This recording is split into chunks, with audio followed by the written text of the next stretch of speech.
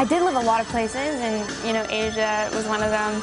And I wouldn't so much say that the kind of music that's from those places, the kind of music that's from Northern Ontario, is exactly the kind of influenced my sound. But I would say that it's experiences that caused me to find it. I was homeschooled, and because of that, everything was just according to my own standards. I didn't know what everyone else was doing. So I was like, oh, I want to do this, I want to do this, I want to do this. So I was exploring. I had bought this little 8-track recording system when I was 13 and just started coming up with all these different sounds based on what I loved to listen to and not based on what was on the radio or anything like that. And was forced to just go into all the little nooks and crannies of my brain and be like, oh, I want to hear this sound, I want to hear this sound. I was experimenting and coming up with sounds.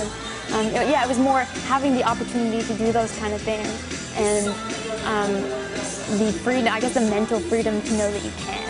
And that's what helped me find my sound, I think. It was something I really liked doing. There was obviously everything else we were doing in homeschooling, but every Tuesday my dad would take over, and he's the musical parent. And that was like music day, and it was a fun day. And we had to do other work too, but then he bought us candy after it and stuff, and then we're like, let's do music. So it was what we always looked forward to, and he kind of instilled that passion in us. There's advantages and disadvantages to everything. I really like small rooms because you're this close to everybody. When you're playing in an arena, you're like 10 meters away from them. You're like, hey, I can hardly hear you. Yeah. For sure.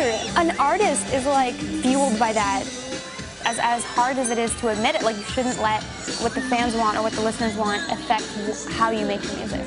There's little things I'll do as a reflection of the response, like an acoustic EP. I put that out this summer. People were wanting that based on some acoustic videos I did on YouTube. So I did that, but when it comes down to it, you never should make music other than what you want to make. Because when you made your first record and people started, listening to you, you weren't only making that for yourself because you didn't have fans. So you're making it based on what you wanted to show the world, and you should just try to never forget that. But in the same light, it's amazing knowing that you're influencing people, and in terms of role model and that kind of thing.